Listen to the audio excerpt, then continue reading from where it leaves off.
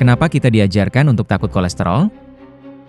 Karena katanya ada kolesterol jahat dan kolesterol baik? Itu bukan sains, itu oversimplifikasi. Tanpa kolesterol, tubuhmu tidak bisa hidup, tidak ada testosteron, tidak ada estrogen, tidak ada kortisol, dinding sel kamu rapuh, dan otakmu, yang mayoritas terbuat dari lemak, menjadi tumpul. Kolesterol itu begitu penting. Sampai-sampai liver kita itu, memproduksi 80% kolesterol di tubuh kita. Jadi pertanyaannya, kalau kolesterol sepenting itu, kenapa kita takut? Jawabannya sederhana, karena sains yang korup. Ini rangkuman bukti yang sudah terkuak, dan kamu bisa cari dan riset ini sendiri. Tahun 1948, Procter & Gamble nyumbang 1,5 juta US dollar ke American Heart Association atau AHA, supaya mereka sebagai produsen margarin dan minyak biji, bisa membantu membentuk narasi nutrisi.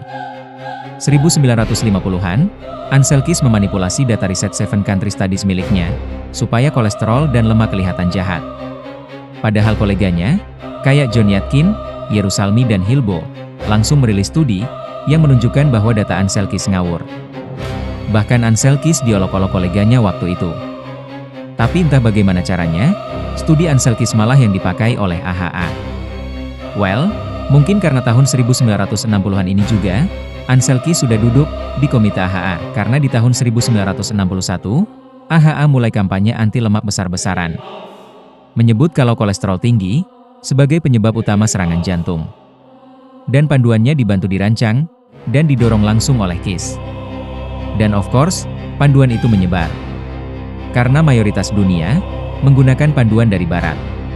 Apalagi AHA pada waktu itu, dicap sebagai pemimpin dalam perjuangan, melawan penyakit jantung.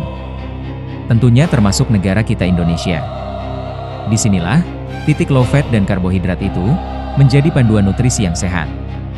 Tahun 1967, Profesor Harvard, Mark Hexteth dan Frederick Steyer, dibayar industri gula, untuk menulis artikel di New England Journal of Medicine, yang akhirnya membersihkan nama gula, dan menyalahkan lemak. Hexteth, lalu menjadi penasehat McGovernment Committee di 1977, yang kemudian, menyusun rekomendasi nutrisi rendah lemak, tinggi karbohidrat. Steyer, aktif memberikan testimoni ke Kongres dan Advisor Panels USDA, FDA, dorong guideline yang sama. 1980, panduan USDA resmi diliris. Mengutamakan gandum dan karbohidrat, yang kita kenal dengan piramida makanan. Dalam 10-15 tahun terakhir, semua terbongkar. Meta-analisis dari BMJ, Lancet, Pure Study, bahkan studi-studi lama yang dulunya dikubur, karena tidak mendukung narasi kolesterol itu jahat, sekarang dikaji ulang. Misalnya, Minnesota Coronaria Experiment 1968 hingga 1973, yang baru dianalisis ulang di 2016. Studi itu menurunkan kolesterol peserta, lewat diet tinggi minyak biji. Tapi hasilnya, tidak ada penurunan risiko penyakit jantung atau kematian, sama sekali.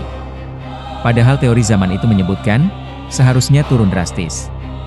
Begitu juga meta-analisis, dari 68.000 pasien di BMJ Open 2016, yang menyebutkan, orang dengan LDL tinggi, justru sering sekali hidup lebih lama, dibanding LDL rendah. Lancet 2017, lewat Pure Study, juga menunjukkan, yang paling rendah resikonya, justru makan lebih banyak lemak total, termasuk lemak jenuh, bukan karbohidrat. Sekarang pertanyaannya, kalau ini bisa bohong, apalagi yang selama ini disembunyikan? Sudah waktunya, kita ambil alih kesehatan kita sendiri.